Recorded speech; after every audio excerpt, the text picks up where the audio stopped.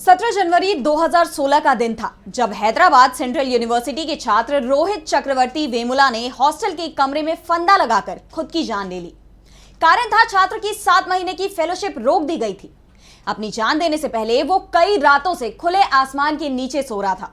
कारण था उसे हॉस्टल से निकाल दिया गया था। हॉस्टल में कई स्थानों पर उसके जाने पर प्रतिबंध लगा दिया गया था। रोहित ने जान दे दी। कारण सभी को पता था। हैदराबाद सेंट्रल यूनिवर्सिटी के कुलपति को इसका कारण पता नहीं था। वो तो हैरानी जता रहे थे, जैसे उन्हें अपने फैसले पर कोई अपराध बोध ही नहीं था। 28 साल का होनहार पीएचडी छात्र इस दुनिया से चला गया, लेकिन यूनिवर्सिटी प्रशासन को अपने किसी भी फैसले में कोई खोट नहीं दिखाई दे रही थी।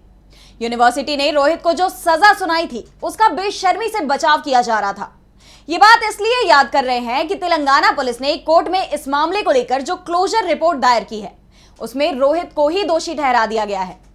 क्लोजर रिपोर्ट में तो रोहित को दलित तक मानने से इनकार कर दिया गया। रिपोर्ट में बीजेपी के पूर्व सिकंदराबाद सांसद और हरियाणा के मौजूदा गवर्नर बंडारू दत्तात्रेय, विधान परिषद के सदस्य एन रामचंद्र राव, पूर्व कुलपति अप्पा राव, एबीवीपी नेताओं सहित कई प्रमुख राजनीतिक हस्तियों को निर्दोष बताया गया है। वैसे कहा जा रहा है कि क्लोजर रिपोर्ट नवंबर 2023 में ही तैयार हो गई थी, जिस समय तेलंगाना में बीआरएस की सरकार थी। 2016 में जब रोहित ने अपनी जान दी थी, उस समय भी बीआरएस की ही सरकार थी, लेकिन क्लोजर रिपोर्ट दायर मार्च 2024 में हुई। तब तक तेलंगाना में सरकार बदल गई थी।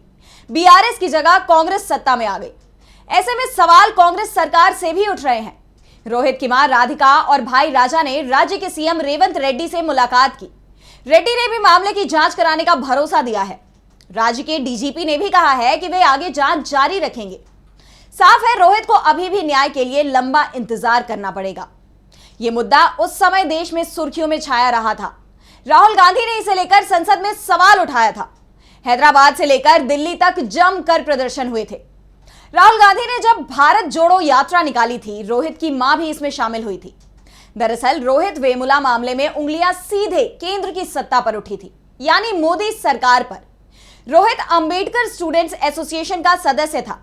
इस संगठन ने यूनिवर्सिटी में मुजफ्फरनगर बाकी है नाम की एक फिल्म का प्रदर्शन किया था, जिसे लेकर एबीवीपी के छात्रों के साथ उनका टकराव हुआ था। रोहित और उनके साथ के 4 दूसरे छात्रों पर आरोप लगाया गया कि उन्होंने एबीवीपी के छात्रों पर हमला किया है, लेकिन जब जांच हुई तो हमले को लेकर कोई प्रमाण नहीं मिला और सभी छात्रों को क्लीन चिट दे दी गई। इस बीच बीजेपी नेता और उस समय केंद्र सरकार में श्रम रोजगार राज्य मंत्री बंडारू दत्तात्रेय ने मानव संसाधन विकास मंत्री स्मृति ईरानी को एक पत्र लिखा, जिसमें उन्होंने यूनिवर्सिटी को राष्ट्र विरोधियों का अड्डा बताते हुए हस्तक्षेप की मांग की। दत्तात्रेय इस समय हरियाणा के राज्यपाल हैं, तो स्मृति ईरानी अभी भी केंद्र में मंत्री हैं। एक स्थानीय नेता ने भी रोहित और उसके साथ के छात्रों के खिलाफ शिकायत दर्ज कराई थी। इस बीच विश्वविद्यालय में नए कुलपति की नियुक्ति हो गई और रोहित वेमुला के केस की जांच फिर से की गई। जांच में रोहित को दोषी ठहराया गया। इसे इत्तेफाक कहेंगे कि रोहित को जिस कारण के लिए राष्ट्र विरोधी ठहराया गया, वो दलितों का मुद्दा नहीं था, बल्कि मुसलमानों के अधिकार से जुड़ा था, क्योंकि रोहित ने मुसलमानों के अधिकारों की मांग भी की थी और शायद इसीलिए वो एबीवीपी के निशाने पर आ गए थे।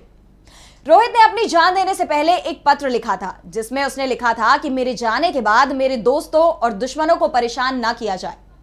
अपने पत्र में रोहित ने अपने जन्म को भयंकर हादसा बताया था।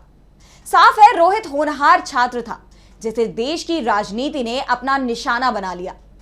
अब इसे लेकर एक बार फिर से राजनीति शुरू हो गई है। तेलंगाना के सीएम रेवंत रेड्डी ने साफ कर दिया है कि वो इस मामले की जांच कराएंगे। राज्य के डीजीपी रवि गुप्ता ने कहा कि क्लोजर रिपोर्ट भले ही लगा दी गई हो, लेकिन पुलिस मामले की दोबारा जांच करेगी। कुछ सवाल रह गए हैं, हम फिर से जांच कर रहे हैं। अदालत में एक याचिका दायर कर मजिस्ट्रेट से मामले की आगे की जांच की अनुमति देने का अनुरोध किया जाएगा।